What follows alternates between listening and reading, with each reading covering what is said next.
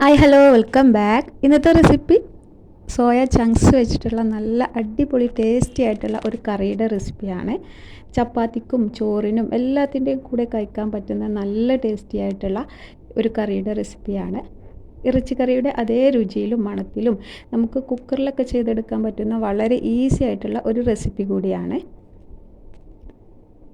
അപ്പോൾ ഈ ഒരു സോയ ചങ്ക്സ് വെച്ചിട്ടുള്ള കറി എങ്ങനെ റെഡിയാക്കുന്നത് നോക്കാം. അതിനു മുന്നേ തന്നെ ചാനൽ സബ്സ്ക്രൈബ് ചെയ്യാതെ വീഡിയോ കാണുന്ന കൂട്ടുകാരുണ്ടെങ്കിൽ പ്ലീസ് ഒന്ന് സബ്സ്ക്രൈബ് ചെയ്ത് സപ്പോർട്ട് ചെയ്യാൻ മറക്കരുതേ.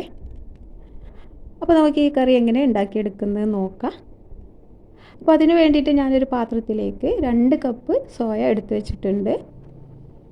ഞാൻ ചെറിയ സൈസിലുള്ള സോയ ചങ്ക്സാണ് എടുത്തിട്ടുള്ളത്. ഏതാണെങ്കിലും കുഴപ്പമില്ല. ഇനി ഇതിലേക്ക് നല്ല ചൂടുവെള്ളം ഒഴിച്ചു കൊടുക്കുന്നുണ്ട്. നമ്മളിത് കുക്കറിലാണ് ചെയ്തെടുക്കുന്നത്, അതുകൊണ്ട് തന്നെ ഇത് വേറെ സെപ്പറേറ്റ് വേവിച്ചെടുക്കേണ്ട ആവശ്യമൊന്നുമില്ല. ഈ ഒരു ചൂടുവെള്ളത്തിൽ കിടന്നിട്ട് ഇതൊരു 10 മിനിറ്റോളം ഒന്ന് നമുക്ക് കുതിർത്തെടുക്കണം. അപ്പോൾ നല്ല തിളച്ചിട്ടുള്ള ചൂടുവെള്ളം ഒഴിച്ചു കൊടുക്കുക. എന്നിട്ട് ഇതൊരു 10 മിനിറ്റ് ഒന്ന് കുതിരാനായിട്ട് മാറ്റി വെക്കണം. ആ സമയം കൊണ്ട് നമുക്കൊരു അരപ്പ് റെഡിയാക്കാനായിട്ടുണ്ട്. അപ്പോൾ അതിന് വേണ്ടിയിട്ട് ഒരു വലിയ തക്കാളി ചെറിയ മിക്സിയുടെ ജാറിലേക്ക് ഇട്ട് കൊടുക്കുന്നുണ്ട്. ഇനി ഇതിലേക്ക് ഒരു ചെറിയൊരു കഷ്ണം ഇഞ്ചിയും കൂടി ചേർത്ത് കൊടുക്കുക.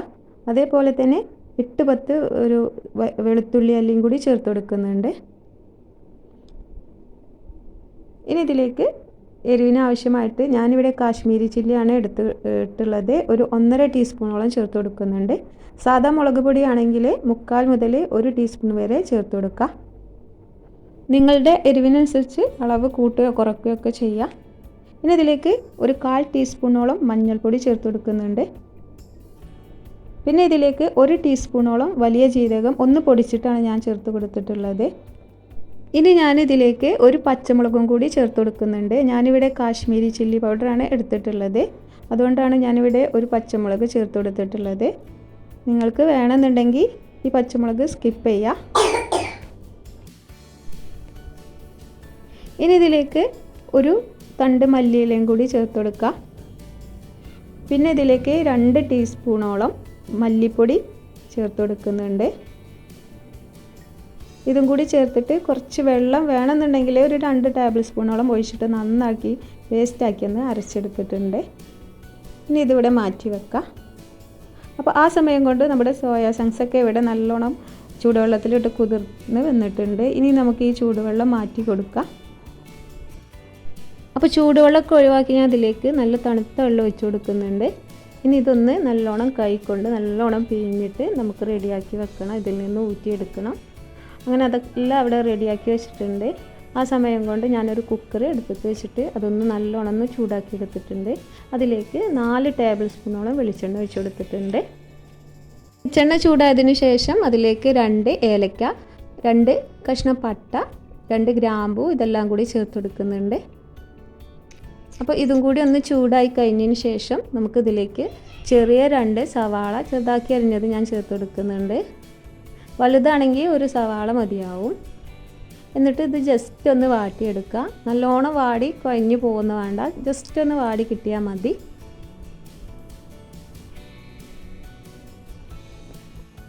അപ്പോൾ ഉള്ളിയൊക്കെ ജസ്റ്റ് ഇവിടെ വാടി വന്നിട്ടുണ്ട്. ഇനി ഇതിലേക്ക് നമ്മൾ നേരത്തെ റെഡിയാക്കി വെച്ചിട്ടുള്ള തക്കാളിയുടെ അരപ്പ് ചേർത്ത് കൊടുക്കുക.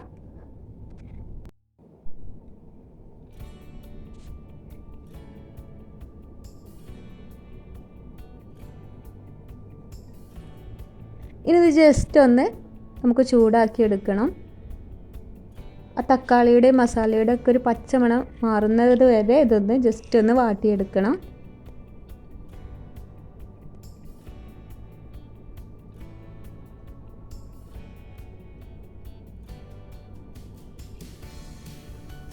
അപ്പോൾ അത് തക്കാളിയുടെയും മസാലയുടെ ഒക്കെ പച്ചമണമൊക്കെ മാറി വന്നിട്ടുണ്ട്. ഇനി ഇതിലേക്ക് നമ്മൾ നേരത്തെ റെഡിയാക്കി വെച്ചിട്ടുള്ള സോയ ചേർത്ത് കൊടുക്കുക.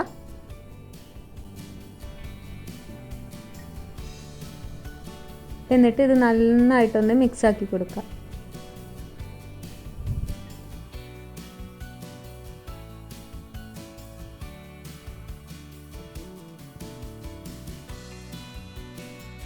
അങ്ങനെ അത് നല്ല രീതിയിൽ ഞാൻ മിക്സാക്കി കൊടുത്തിട്ടുണ്ട്. ഇനി ഇതിലേക്ക് ആവശ്യമായിട്ടുള്ള ഉപ്പ് ചേർത്ത് കൊടുക്കുക.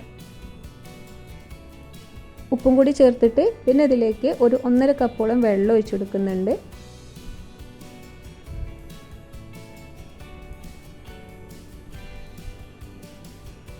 ഇതൊന്ന് മിക്സാക്കി കൊടുക്കുക.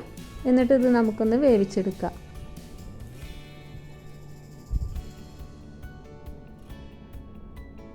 ഇനി ഇത് അടച്ചു വെച്ചിട്ട് മീഡിയം ഫ്ലെയിമിൽ 3 വിസിൽ വരെ വേവിച്ചെടുക്കണം. 3 വിസിൽ വരുന്നത് വരെ മീഡിയം ഫ്ലെയിമിൽ വെച്ചിട്ടാണ് ഇത് വേവിച്ചെടുക്കേണ്ടത്. എന്നാലാണ് ഗ്രേവിയൊക്കെ നല്ല തിക്കായിട്ട് കിട്ടുള്ളൂ. അപ്പോൾ 3 വിസിൽ വന്നതിന് ശേഷം പ്രഷറൊക്കെ പോയതിന് ശേഷം നമുക്ക് തുറന്ന് നോക്കാം. അപ്പോൾ ഗ്രേവിയൊക്കെ നല്ല തിക്കായിട്ട് വന്നിട്ടുണ്ട്. ഇനി ഇതിലേക്ക് കുറച്ച് മല്ലിയിലയും കൂടി ചേർത്ത് കൊടുക്കുക.